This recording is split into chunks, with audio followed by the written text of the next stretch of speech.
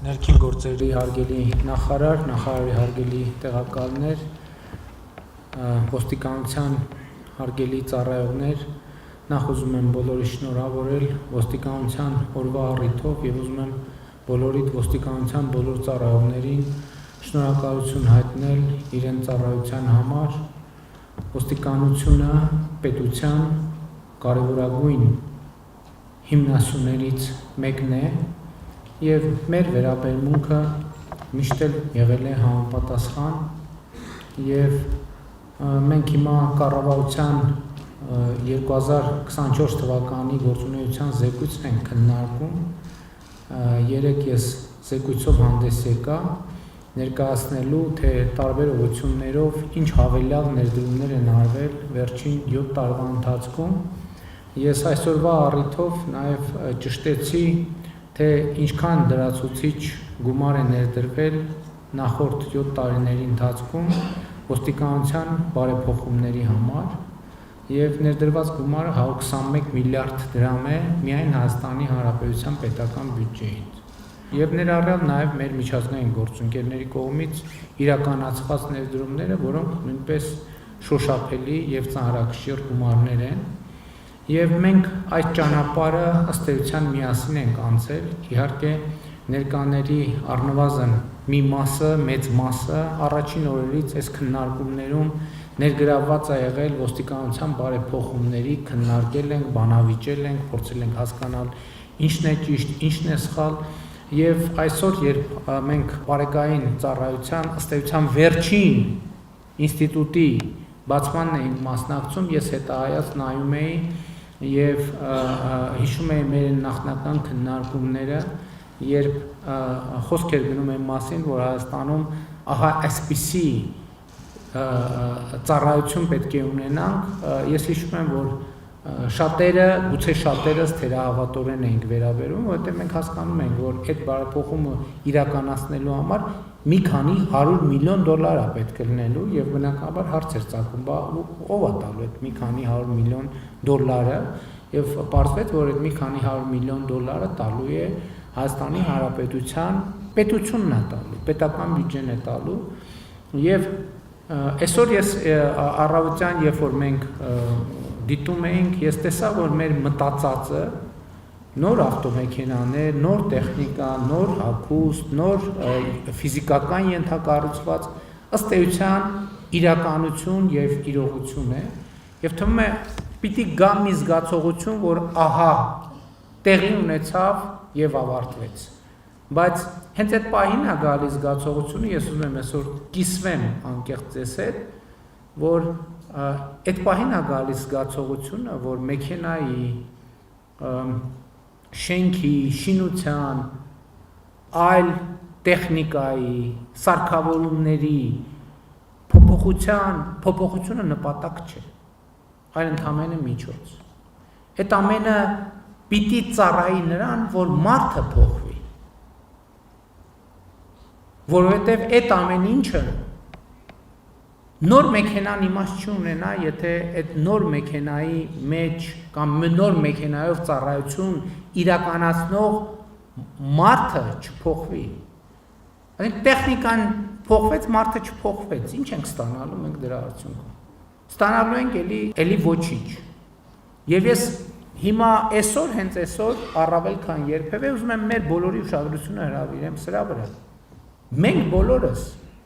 այո, մենք նոր ճանապարհներ, նոր շենքեր, նոր համազգեստ, բայց այդ ամեն ինչը արվում է եւ պիտի արվի նրա համար, որ մենք փոխվենք։ Փոխվի մեր ընկալումը մեր աշխատանքի նկատմամբ։ Ընդ որում սա չի նշանակում պարտադիր, որ մենք վատ վերաբերմունք ունենք աշխատանքի նկատմամբ, ոչ, բայց պետք է փոխվի ամեն օր այդ աշխատանքի նկատմամբ մեր վերաբերմունքը, ինքներս մեր նկատմամբ պետք է դառնանք ավելի պահանջկոտ։ Եվ ես սա առաջին հերթին ասում եմ, ես չեմ հավակնում, չնայած իմ պաշտոնական կարգավիճակը դա թույլ է տալիս, բայց ես չեմ հավակնում սա ասել, այսպես ասած, դասախոսի կարգավիճակ։ Դա ես ասում եմ հասցեագրելով ինքս ինձ։ Ամեն օր մեր աշխատանքի նկատմամբ ինքներս մեզնից ունեցած պահանջկոտության չափը պետք է աճի։ Հակառակ դեպքում այս մի քանի 100 միլիոն դոլարի ծախսը 100 միլիարդավոր դոլարի ծախսը ինքը իմաստ չի ունենա, որովհետև այո, մարդը պետք է փոխվի։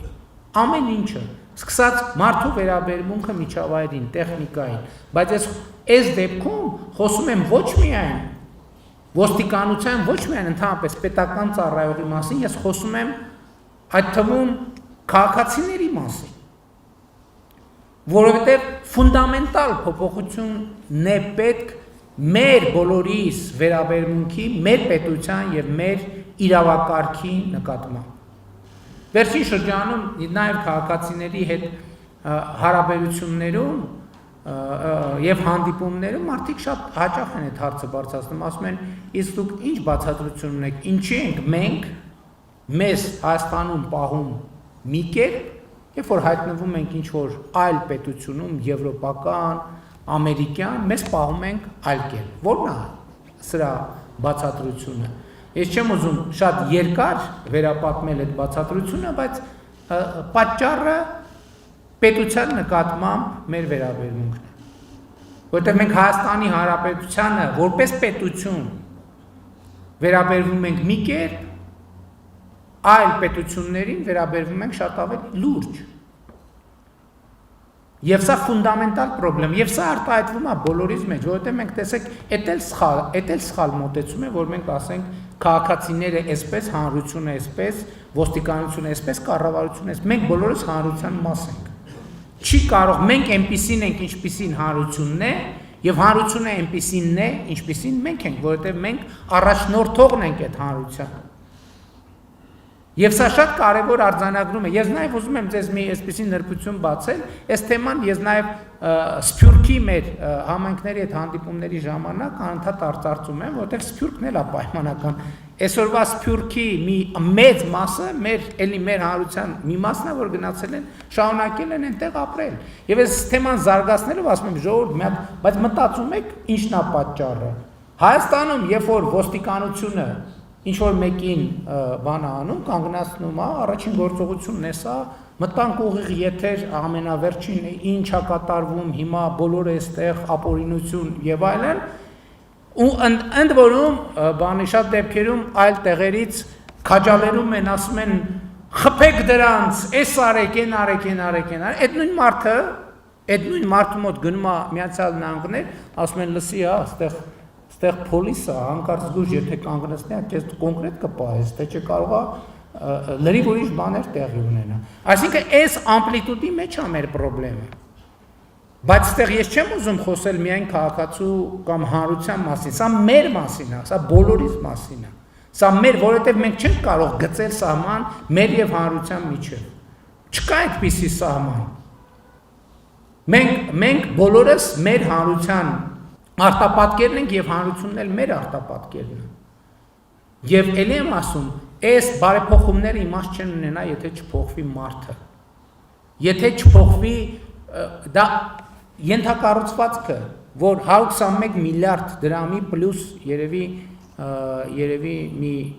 գոնե մի 15-20 միլիարդ դրամ աջակցություն, հա, 140-150 միլիարդ դրամի ենթակառուցվածքը։ Ինչի համար մեզ բոլորիս համար ենթակառուցվածք է փոփոխության, փոխվելու, ավելի պրոֆեսիոնալ դառնալու, ավելի օրինապահ դառնալու, ավելի գրագետ դառնալու, ավելի արագ դառնալու, ավելի սոլիդ լինելու, ավելի ներկայանալի լինելու, ավելի արդյունավետ լինելու, որովհետև հակառակ դեպքում դա իմաստ իսկապես չի ունենա։ Դե ինչ տարբերություն ենթադրենք ինչ որ 30 տարվա արտադրության մեքենայով ենք, թե ժամանակակից մեքենայով ենք։ Տարբերությունը ոչ թե մեքենաների մեջ պետք է լինի, այլ մեր մեջ պետք է լինի մեր ընկալումը, մեր վերաբերմունքը։ Առաջին հերթին այդ մեքենաների պատմությունը ինչի՞ց է ծագել։ Որտեղ ես ասել եմ, մենք չենք կարող մեր պետությանը վերաբերվել այդպես, որ մեր ոստիկանությունը արտաքին ծառայություն իրականացնի կիսաքանդ մեքենաներով։ Դա մեր վերաբերմունքն է, մեր նոր ինչ է ասում, մեր վերաբերմունքը մեր պետությանը։ Ոնց կարա որևէ կառավարություն, հանրությունը թույլ տա, որ իր ոստիկանությունը, իր անվտանգության ապահովողը, իր պաշտպանը, ելի եմ ասում, բազմաթիվ քաղաքացիներ կան, որ ասում են ոչ, ոստիկանությունը մեզ չի պաշտպանում եւ այլն, ընդհակառակը, բայց սրանք այսպես ասած կողքի հարակից մեկնաբանություններն են, բայց ինստիտուցիոնալ առումով ոստիկանությունը երկրի ներքին անվտանգության պաշտպանության առաջնային տեսանելի ինստիտուտն է։ Ոնց կարանք մենք թույլ տանք, որ ոստիկանը դուրս գա ծառայության մաշված խարխուլ ավտոմեքենայով, մաշված համազգեստով։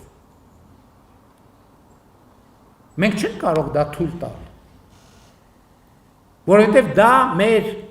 վերաբերմունքը կլինի մեր պետության եւ այո մեր պետության ծառայողի, մեր պետության ուսադիրի, մեր պետության խորհրդանիշի նկատմամբ։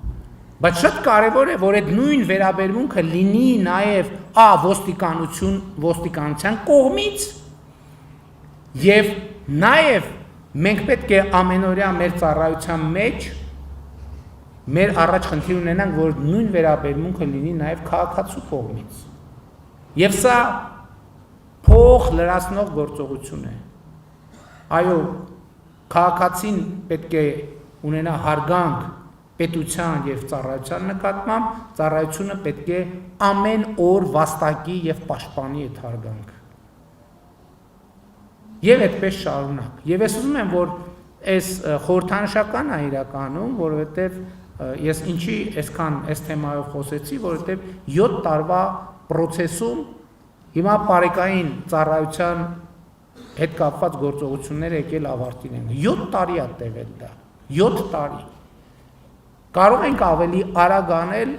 գուցե գործնականում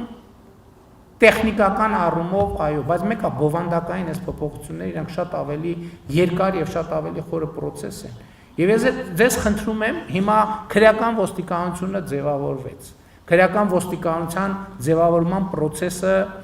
նույնպես իհարկե այդտեղ երևացող հատվածը շատ չի, նորմալ է, եւ համայնքային ոստիկանությունը հաջորդը մենք ոստիկանության գվարդիա պետքա ձևավորվենք, բայց ես ուզում եմ ասել, որ այս ամեն ինչը պետքա նշանակի բովանդակության փոփոխություն եւ վերաբերմունքի փոփոխություն պետությանը, ծառայությանը, հանրությանը եւ նաեւ հանրության վերաբերմունքի փոփոխություն, մենք պետք է արկա հարգանքը ամեն օրվա մեր աշխատանքով, որ այն հարգանքը, որ ունի ոստիկանությունը, ամեն օրվա մեր աշխատանքով պետք է ավելացնենք, ամեն օրվա մեր աշխատանքով ավելացնենք, հատիկ, գրամ, պետք է չի խնդիր դնել, որ մենք այ մի օր կարթնանանք եւ ամեն ինչ փոխված կլինի։ Ամեն օր արթնացման հետ շատ չնչին աննշան բան պետք է փոխված լինի, որ 1, 2, 3, 5 տարվա արդյունքում